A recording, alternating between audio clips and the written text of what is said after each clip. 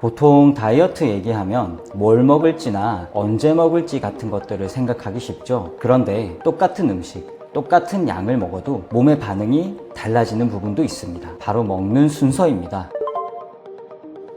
안녕하세요. 원장 조승환입니다. 오늘은 다이어트에 도움이 되는 먹는 순서 얘기를 해볼게요. 다이어트 방법들 대부분 무엇을 먹을지나 언제 먹을지에 초점이 맞춰져 있죠. 물론 그런 것들도 중요하고 저도 조만간 다룰 예정입니다. 그런데 오늘의 이슈는 똑같은 걸 먹어도 순서에 따라서 몸이 그걸 어떻게 처리하느냐 달라진다는 것이에요.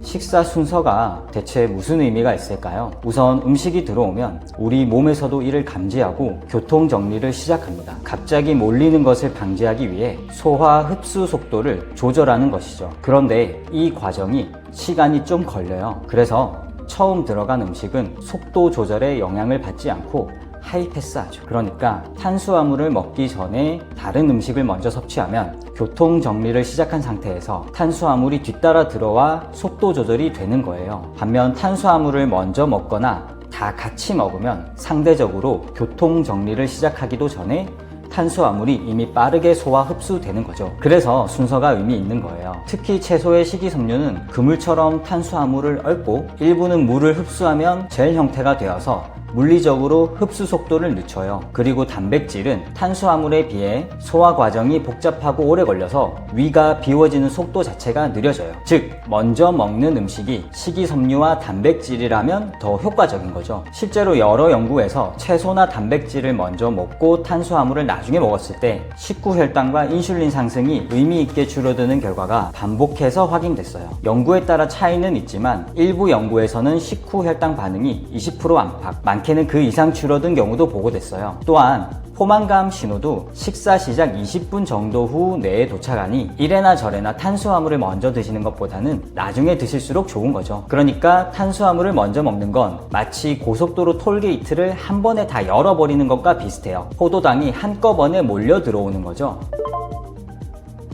자, 그럼 포도당이 한꺼번에 몰려 들어오면 무슨 문제가 생기느냐? 여기에서는 인슐린이라는 호르몬의 역할이 결정적인데요. 탄수화물은 우리 몸에 들어오면 포도당으로 분해되는데 이 포도당은 세포 안까지 들어가야 비로소 에너지로 쓰일 수 있어요. 그런데 세포 안으로 아무거나 막 들어오면 안 되니까 평소에는 세포 안으로 들어가는 문이 굳게 잠겨 있어요. 그래서 포도당도 세포 안으로 그냥 들어갈 수는 없어요. 그리고 이 문을 열어주는 열쇠가 바로 인슐린이에요. 그러니까 인슐린은 우리 몸에 꼭 필요한 호르몬이에요. 이게 없으면 포도당을 에너지로 쓰지 못해요. 하지만 문제는 인슐린 자체가 아니라 혈당이 너무 빠르게 너무 높이 치솟으면 인슐린도 그만큼 많이 자주 나온다는 거예요. 항상 과유불급이죠.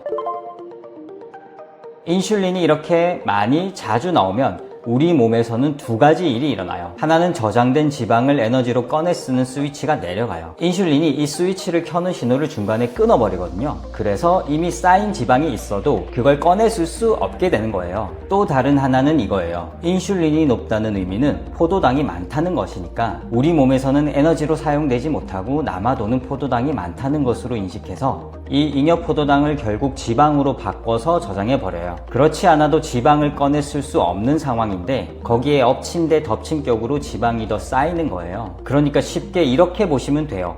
포도당과 지방은 서로 경쟁 관계입니다. 포도당이 에너지원으로 쓰이기 시작하면 지방은 에너지원으로 쓰이지 못하고 반대로 지방이 에너지원으로 쓰이기 시작하면 포도당이 에너지원으로 쓰이지 못해요. 그래서 저탄고지라는 다이어트 방법도 나오는 것이고요. 우리 몸은 포도당과 지방을 동시에 쓰지 않고 하나만 우선적으로 쓰는 것이죠.